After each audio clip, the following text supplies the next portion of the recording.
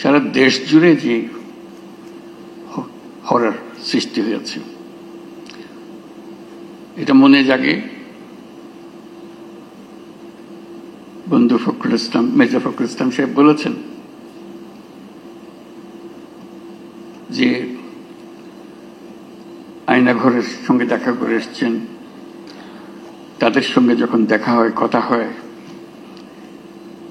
তাদের খবর পড়ি পত্রিকাতে, মানুষ কিভাবে এরকম নির্মম হতে পারে মাথায় আসে না। আমরা যে হাউস অফ হরর বলছি, এই আয়নাঘরের প্রতিটি ঘর যদি আমরা সবাইকে দেখাতে পারতাম, জাতি বুঝতে পারত 16 বছর ধরে কি কাণ্ডটা হয়েছে। এবং কারো কাজ এমন নাই যে তার কোনো পরিচিত এই হররের শিকার হয়নি। হাউস অফ হরর করতে হলে আমাদেরকে জায়গায় জায়গায় ছোট ছোট ঘরগুলো, যেখানে মানুষকে বছরের পর বছর নির্মমভাবে অত্যাচার করেছে, যেখানে ইলেকট্রিক চেয়ার রেখেছে, যেগুলো তো আমাদের সবার দেখারও সুযোগ হয়নি।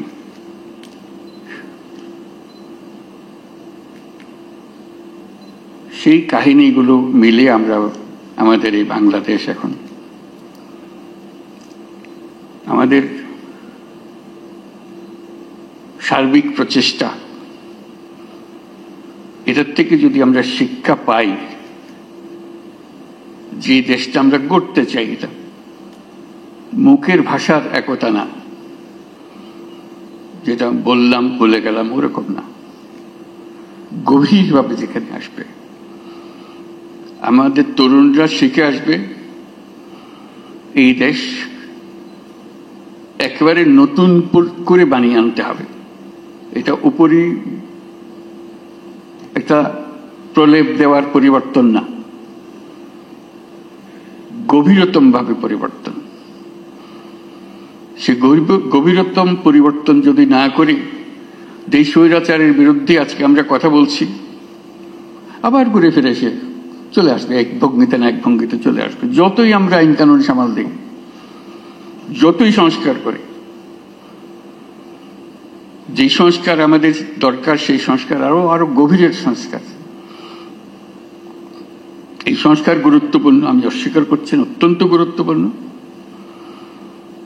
কিন্তু আমার আবেদন হচ্ছে, আমাদের জাতির ভেতরে এমন কিছু রয়ে গেছে, যেটা যত শাস্তি দিই, যত কিছু দিই, ওটা বোধহয়, ওটার বীজ বোধহয় আমাদের মধ্যে থেকে যাবে। এই বীজ থেকে আমরা কিভাবে মুক্তি পাই, এটি আজকের জানার বিষয়, আমাদের চ্যালেঞ্জের বিষয়। এটা কয়েকটা কাগজের সংস্কার না, এটা মনের গভীরতর জায়গার সংস্কার। মানুষ হিসেবে আমাদেরকে নিজেদের কাছে পরিচিত করা, যে আমরা মানুষ বলতে আমরা নিজেদের কি বুঝাই, সেটা করা। আজকের এই জুলাইয়ের যে শিক্ষা,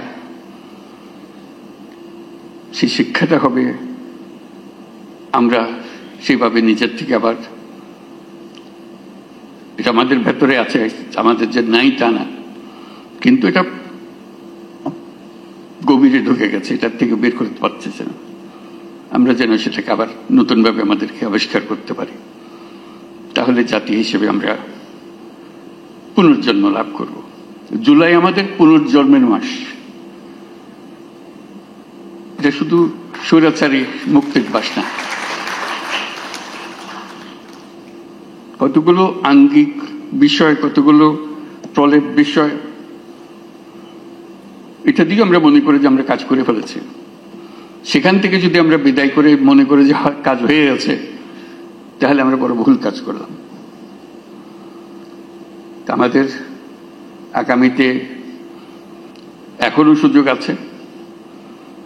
জুলাইয়ের শিক্ষা এখনো আমাদের কাছে তাজা আছে। মাঝে মাঝে ভয় হয় এই শিক্ষা ক্ষয়ে যাবে, ভুলে যাব,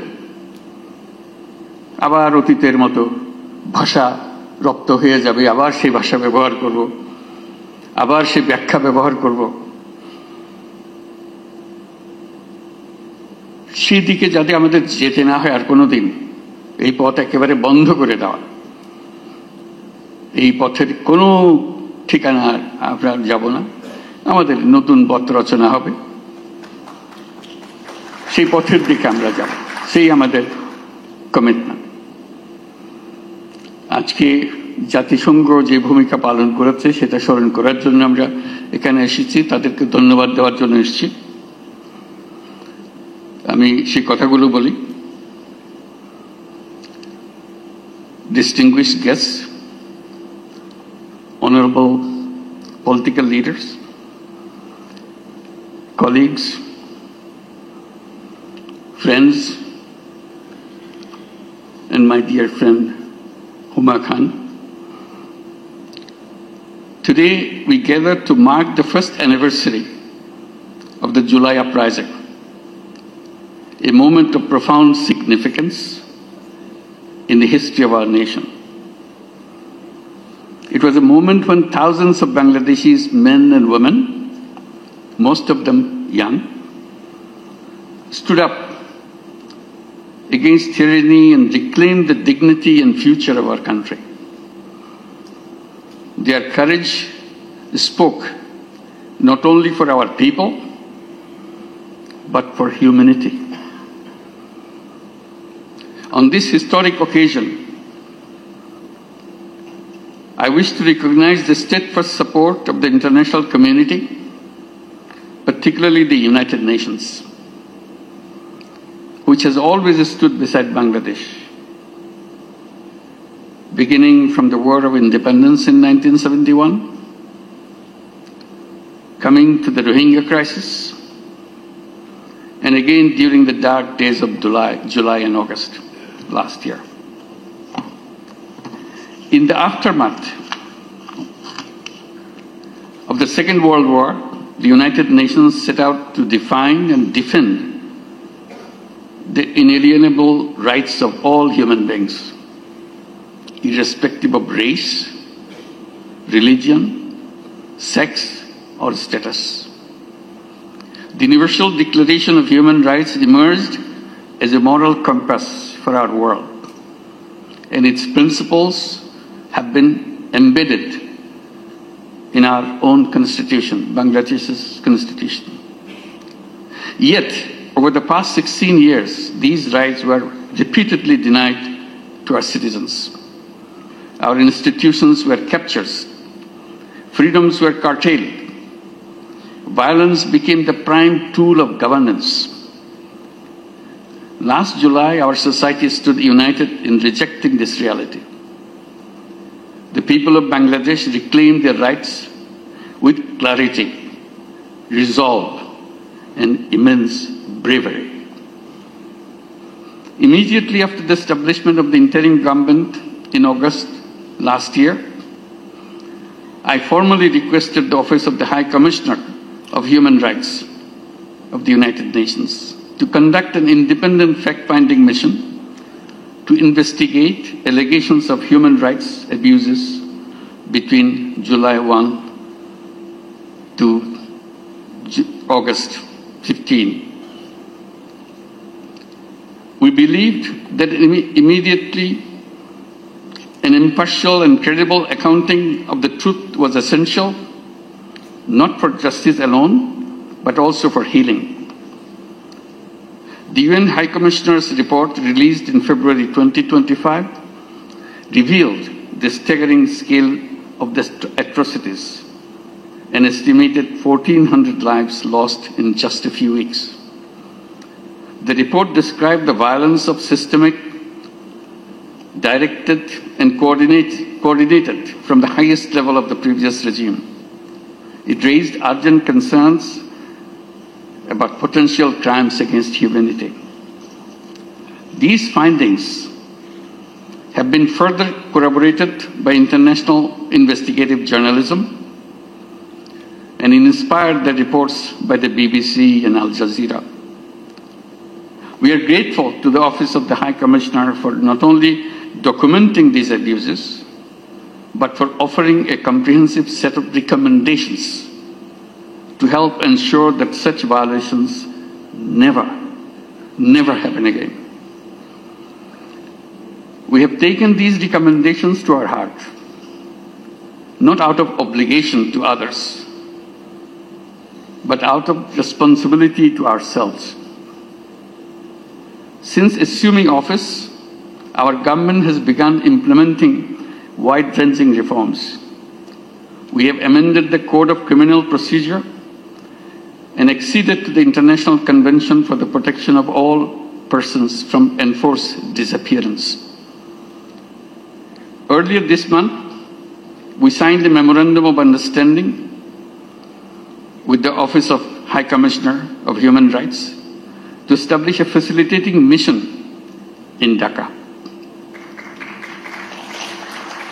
This mission will provide technical support for reform initiatives as well as capacity building for government institutions, local authorities, and civil society actors working to safeguard most precious thing, human rights. From the earliest days of the interim government, the United Nations has been a vital partner in our transition.